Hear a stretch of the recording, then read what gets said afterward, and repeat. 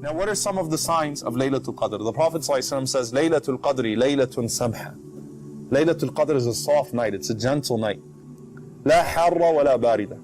It's not hot, it's not cold, it's a very cool night, it's a very comforting night. Tusbihu shamsu sabihataha da'ifatan hamra. The sun rises that day, da'ifa hamra. It's weak, meaning it doesn't have rays, and it's a reddish complexion. It's a reddish color. So you find every year in Ramadan people taking pictures of the sun and trying to post them. Now here's the question. Was that a sign for that particular year?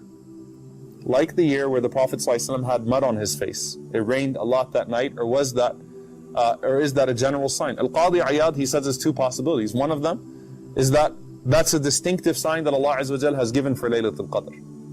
Alright, so, and every year you kind of look through those pictures and some of them seem a little bit more clear and you don't see the rays on them. And the second one, which he said is very beautiful, he says that the amount of angels that come down on Laylatul Qadr take away the rays of the sun.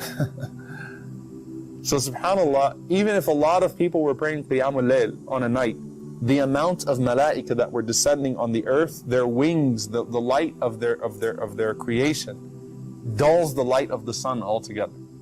So Allahu Alam, this seems to be a sign of Laylatul Qadr every year. So looking at the sun and seeing if it's rayless, it's good. However, let's say that you catch it on the 22nd, or 23rd night, someone posts a picture and you slept through that entire night and the sun looked absolutely rayless. Should you just say, oh well, maybe next Ramadan? No, التمسوها في آخر ليلة. Remember the hadith of the Prophet ﷺ, seek it until the very last night. Because imagine how bad you'd feel if another picture came out later on in the month, and guess what? It looked rayless as well, or it looked even more rayless, if that's even possible, right? So the point is, Allah left it mysterious to keep you on your toes. And the best part of Laylatul Qadr is the last part of the night, as is the best part of every night.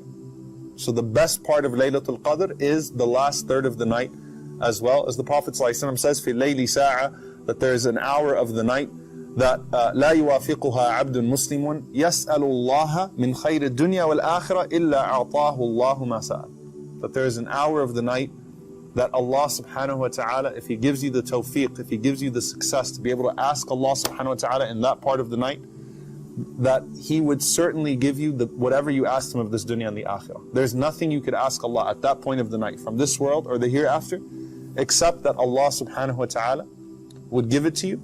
As for the du'as that we make that night, Allahumma innaka afuwan tuhibbul afwa fa'fu anni.